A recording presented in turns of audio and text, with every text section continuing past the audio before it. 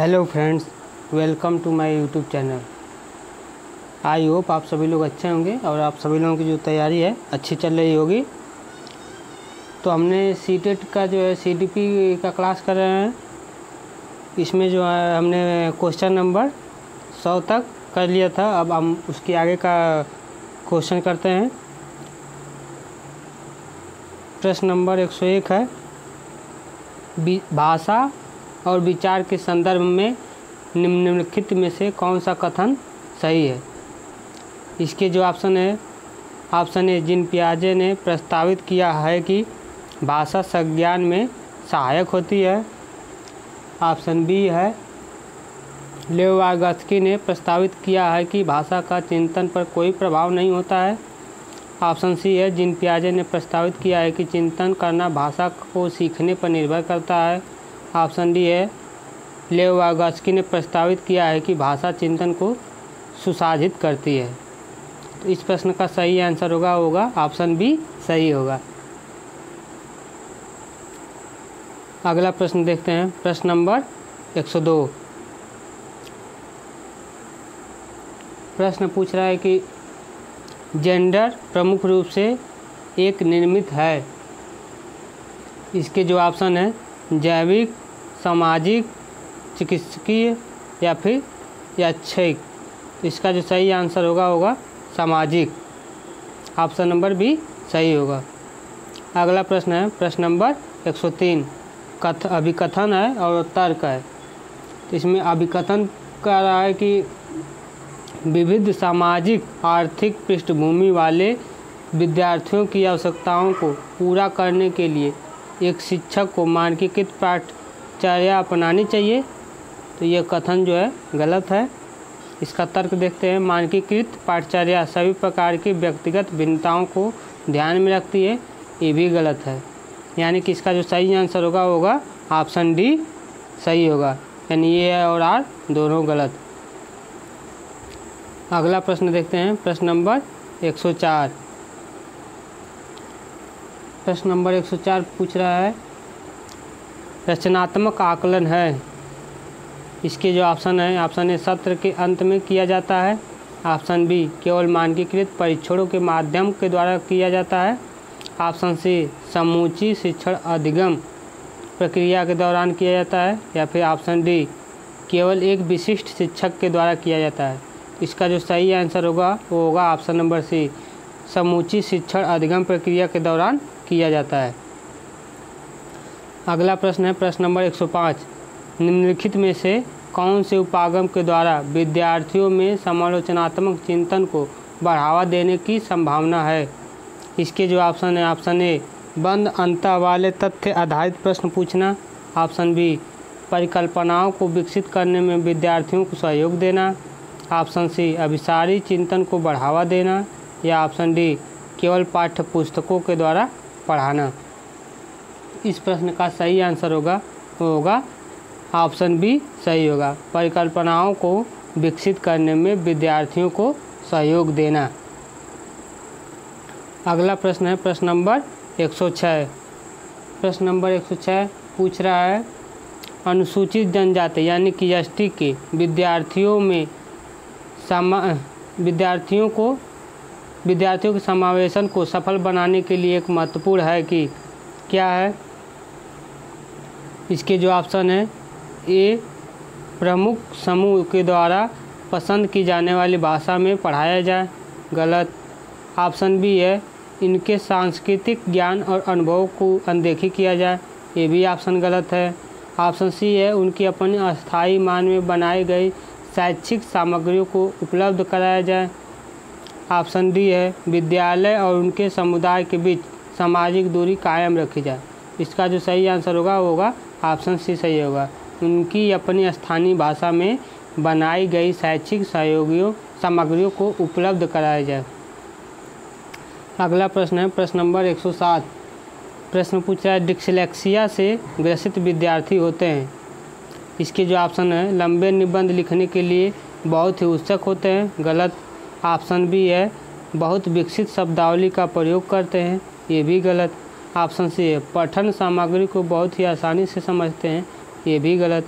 Option D, ये पढ़ने के लिए अनिच्छुक होते हैं। ऑप्शन डी सही होगा। डिस्लेक्सिया से ग्रसित विद्यार्थी जो है पढ़ने के लिए अनिच्छुक होते हैं। अगला प्रश्न है प्रश्न नंबर 108। प्रश्न नंबर 108 पूछ रहा है कि निम्नलिखित में से दृष्टिबाधित विद्यार्थी के समावेशन में कौन जो एक बाधक बनता है। इसके जो ऑप्शन है, ऑप्शन ए रिकॉर्ड की गई श्रव्य सामग्री, ये ऑप्शन गलत होगा। ब्रेल लिपि वाली पुस्तकें, ये भी गलत है। दृश्यात्मक सहायक सामग्री के मौखिक वितरण, ये भी गलत है। ऑप्शन डी लिखित या फिर मुद्रित सामग्री, ऑप्शन नंबर डी सही आंसर होगा। अगला प्रश्न देखते हैं प्रश्न नंबर 109। प्रश्न नंबर 109 पूछ रहा है निम्नलिखित में से क्या ध्यानाभाव एवं अति सक्रियता विकार से संबंधित है। इसके जो ऑप्शन है, ऑप्शन ए उच्च अवधान अवधि, ऑप्शन बी उच्च आवेगशीलता, ऑप्शन सी निम्न स्तरीय क्रियाशीलता, या फिर ऑप्शन डी सुनने के लिए विस्तारित धैर्य।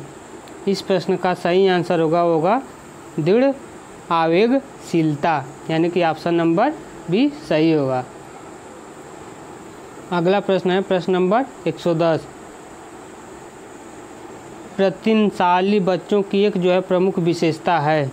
इसके जो ऑप्शन है, ऑप्शन ए उच्च स्तर की बौद्धिक क्षमता, ऑप्शन बी रचनात्मक की कमी, ऑप्शन सी बौद्धिक संप्रेषण कौशल, या ऑप्शन डी दूसरों के विचारों को नकल करने की प्रवृत्ति।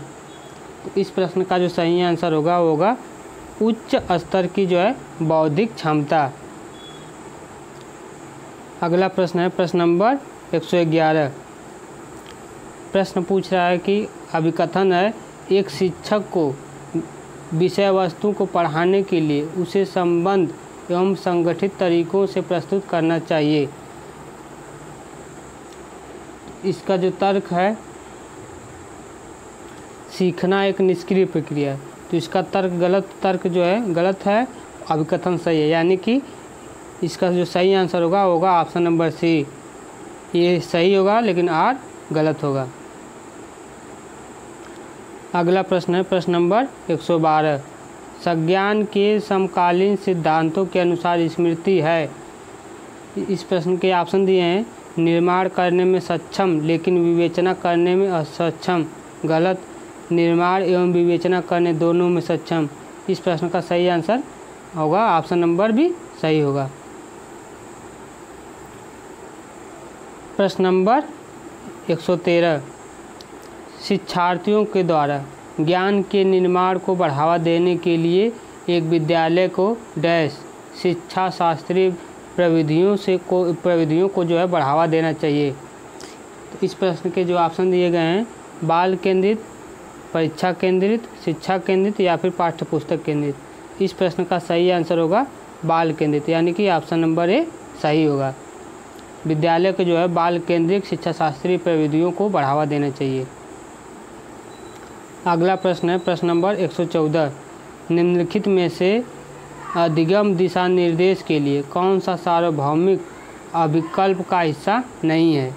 इस प्रश्न का जो ऑप्शन है सहभागिता के, ऑप्शन ए सहभागिता के बहुविधि साधन, ऑप्शन बी भेदभाव के बहुविधि तरीके, ऑप्शन सी प्रतिनिधित्व के बहुविध साधन, ऑप्शन डी अभिव्यक्ति के बहुविध तरीके। इस प्रश्न का जो सही आंसर होगा ऑप्शन बी सही होगा, भेदभाव के बहुविध तरीके। अगला प्रश्न देखते हैं प्रश्न नंबर 115। निम्नलिखित में से किसके द्वारा समस्या समाधान को बढ़ावा दिया जा सकता है। इसके जो ऑप्शन है अनुरूपात्मक चिंतन, कार्यात्मक स्थिरता, ऑप्शन सी प्रतिक्रियाओं का समुच्चय, ऑप्शन डी अभिसारी चिंतन। इस प्रश्न का जो है सही आंसर होगा अनुरूपात्मक चिंतन, ऑप्शन ए सही होगा। अगला प्रश्न है प्रश्न नंबर 116। प्रश्न नंबर 116 अभिकथन और तर्क है। अभिकथन कह रहा है कि विद्यालय आने से पूर्व छोटे बच्चों में अपने परिवेश की समझ को बनाने के सहज सिद्धांत मौजूद होते हैं। तो इसका जो कथन है सही है। तर्क है कि इस प्रकार की समझ पूरी तरह से अतार्किक और उसकी जो है अनदेखी करनी चाहिए, गलत। यानी कि इसका तर्क सही है, तो अभी कथन सही है लेकिन तर्क गलत है, यानी कि ये सही है आर गलत है। तो इसका जो सही आंसर होगा ऑप्शन सी। अगला प्रश्न है प्रश्न नंबर 117। प्रश्न पूछ रहा है भावनाओं के बारे में निम्नलिखित में से कौन सा कथन सही नहीं है। इसको ध्यान दीजिएगा, पूछ रहा है कौन सा सही नहीं है। तो इसके जो ऑप्शन ए भावनाएं कौशलों को प्रक्रमित करने वाली सूचना को प्रभावित करती है, गलत। ऑप्शन बी भावनात्मक विकास परिवेशीय कारकों से प्रभावित होता है, ये भी गलत होगा। ऑप्शन सी भावनाएं और संज्ञान दोनों अपने आप में एक दूसरे से स्वतंत्र हैं, यही सही होगा। यानी कि इस प्रश्न का सही आंसर होगा ऑप्शन नंबर सी, भावनाएं और संज्ञान दोनों ही अपने आप में एक दूसरे से स्वतंत्र हैं। अगला प्रश्न है प्रश्न नंबर 118। प्रश्न नंबर 118 पूछ रहा है कि निम्नलिखित में से कौन सा आंतरिक अभिप्रेरणा का उदाहरण नहीं है। इसके जो ऑप्शन है जिज्ञासा, रुचि, स्पष्टता के लिए चाहत, ऑप्शन डी पुरस्कार पाने के लिए प्रयास करना। तो इसमें पूछा है कि उदाहरण नहीं है, आंतरिक अभिप्रेरक उदाहरण है। तो इसका जो सही आंसर होगा पुरस्कार पाने के लिए प्रयास करना। अगला प्रश्न है प्रश्न नंबर 119। पूछ रहा है सीखना अधिक प्रभावी होता है जब, इसके जो ऑप्शन है विषय वस्तु को वास्तविक जीवन के अनुभव से के साथ जोड़ा जाए, ऑप्शन बी पठन सामग्री बहुत ही अमूर्त जटिल हो, ऑप्शन सी विषय वस्तु को अशब्द रूप से टुकड़ों टुकड़ों में पढ़ाया जाए, ऑप्शन डी पूर्व ज्ञान से संबद्धता स्थापित न की जाए। तो इस प्रश्न का जो सही आंसर होगा ऑप्शन नंबर ए, विषय वस्तु को वास्तविक जीवन के अनुभवों के साथ जोड़ा जाए। अगला प्रश्न है प्रश्न नंबर 120। एक अनुकूल यानी कि समर्थित सीखने का जो है वातावरण बनाने के लिए एक शिक्षक को क्या करना चाहिए। तो इस प्रश्न के जो ऑप्शन है विद्यार्थियों के बीच सहयोग को बढ़ावा देना चाहिए, विद्यार्थियों से बेहद कम अपेक्षा रखनी चाहिए, ऑप्शन सी महारत उन्मुख प्रतिपुष्टि देने से बचना चाहिए, ऑप्शन डी विद्यार्थियों को कोई भी स्वायत्तता नहीं देनी चाहिए। तो इस प्रश्न का जो सही आंसर होगा विद्यार्थियों के बीच सहयोग को बढ़ावा देना चाहिए। अगला प्रश्न है प्रश्न नंबर 121। विकास का शीर्षगामी सिद्धांत क्या सुझाता है। इसके जो ऑप्शन है विकास केंद्र से बाहर की ओर जाता है, ऑप्शन बी विकास सिर से पैर की ओर जाता है, ऑप्शन सी सभी व्यक्तियों में समान दर से होता है, ऑप्शन डी प्रकृति और वातावरण को मिश्रित क्रिया का परिणाम है। तो इस प्रश्न का जो सही आंसर होगा विकास जो है हमेशा सिर से पैर की ओर होता है। अगला प्रश्न है प्रश्न नंबर 122। प्रश्न पूछ रहा है कि निम्न में से कौन सा अनुवांशिक कारक है जो कि विकास को प्रभावित करता है। तो इसके जो ऑप्शन है सामाजिक नीतियाँ, ऑप्शन बी शैक्षिक संस्थाएं, ऑप्शन सी जैविक परिपक्वता, ऑप्शन डी सांस्कृतिक प्रथाएं। तो इस प्रश्न का जो सही आंसर होगा ऑप्शन नंबर सी जैविक परिपक्वता। अगला प्रश्न है प्रश्न नंबर 123। बहुत ही छोटे बच्चों के लिए निम्न में से कौन सी समाजीकरण की प्राथमिक संस्था है। इस प्रश्न के जो ऑप्शन है ऑप्शन ए किताबें, option B cinema, option C माता पिता का कार्यस्थल, ऑप्शन डी परिवार। इस प्रश्न का जो सही आंसर होगा ऑप्शन नंबर डी परिवार। अगला प्रश्न है प्रश्न नंबर 124। प्रश्न पूछ रहा है कि जीन पियाजे के संज्ञानात्मक विकास के सिद्धांत के अनुसार अधिकतर बच्चे किस चरण में मूर्त समस्याओं के बारे में तार्किक रूप से सोचने में सक्षम हो जाते हैं। इसके जो ऑप्शन हैं संवेगात्मक, ऑप्शन बी पूर्व संक्रियात्मक, ऑप्शन सी मूर्त संक्रियात्मक, ऑप्शन डी औपचारिक संक्रियात्मक। इस प्रश्न का जो सही आंसर होगा ऑप्शन सी मूर्त संक्रियात्मक। अगला प्रश्न है प्रश्न नंबर 125। जिन पियाजे के अनुसार व्यवहारों और विचारों को संयोजन, व्यवस्थीकरण, पुनर्संयोजन और पुनर्व्यवस्थीकरण करके सुसंगत प्रणाली में लाना क्या कहलाता है? इसके जो ऑप्शन है असंतुलीकरण, ऑप्शन बी संकल्पना, ऑप्शन सी संगठन, ऑप्शन डी मिथ्या धारणा। इस प्रश्न का जो सही आंसर होगा संगठन कहलाता है। ऑप्शन सी सही होगा। अगला प्रश्न है प्रश्न नंबर 126। प्रश्न नंबर 126 पूछ रहा है लेव वाइगॉत्स्की के अनुसार चिंतन और अधिगम विकास प्रक्रिया में महत्वपूर्ण भूमिका निभाते हैं। इसके जो ऑप्शन है पुरस्कार एवं दंड, ऑप्शन बी सांस्कृतिक उपकरण, ऑप्शन सी समान योग्यता समूह निर्माण या ऑप्शन डी अग्रणी संयोजक। इस प्रश्न का जो सही आंसर होगा ऑप्शन सी समान योग्यता समूह निर्माण। अगला प्रश्न है प्रश्न नंबर 127। लेव वाइगॉत्स्की के सिद्धांत में यह योजना जिसमें अध्यापिका विद्यार्थियों के लिए सवालों का सरलीकरण करती है, उन्हें संकेत देती है और सवाल को हल करने के प्राथमिक चरण बताती है ताकि वे दी गई समस्या के समाधान को खोजने में आने वाली बाधाओं को पार कर सकें, वह क्या कहलाती है? इस प्रश्न के जो ऑप्शन दिए गए हैं पाढ़, अनुरूपक, परिपक्वता, समाजीकरण। इस प्रश्न का जो सही आंसर होगा पाढ़, वह पाढ़ कहलाती है। अगला प्रश्न है प्रश्न नंबर 128। लॉरेंस कोलबर्ग ने बच्चों और वयस्कों से संबंधित किस विषय की जांच की थी? इसके जो ऑप्शन है प्रशंसा का संवेगों पर प्रभाव, ऑप्शन बी शारीरिक विकास को प्रभावित करने वाले कारक, ऑप्शन सी नैतिक तर्क का विकास, ऑप्शन डी संवेगात्मक विकास का क्रम। तो इस प्रश्न का जो सही आंसर होगा ऑप्शन सी नैतिक तर्क का विकास। अगला प्रश्न देखते हैं प्रश्न नंबर 129। एक अध्यापिका को अपने विद्यार्थियों में निम्न में से किस पहलू को बढ़ावा देना चाहिए? इसके जो ऑप्शन है निष्क्रिय नकल, कंठस्थ स्मरण, ज्ञान निर्माण या फिर उच्च प्रतिस्पर्धा।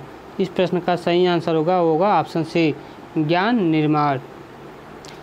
आई होप आप सभी लोगों को हमारा ये क्लास पसंद आया होगा। पसंद आया हो तो लाइक करें, सब्सक्राइब करें और जो लोग भी सीटेट जुलाई 2024 की तैयारी कर रहे हैं उन लोगों को शेयर कर दें ताकि वो लोग वो इन्हें देखें और अपनी तैयारी को जारी कर सकें। आप लोग अगर जो भी हम ये MCQ क्वेश्चन करवा रहे हैं अगर आप लोग ये MCQ प्रश्न कर ले रहे हैं तो आपका 90% प्रश्न यहीं से आ जाएगा। अगली क्लास जो है कल होगी। जय हिंद, जय भारत।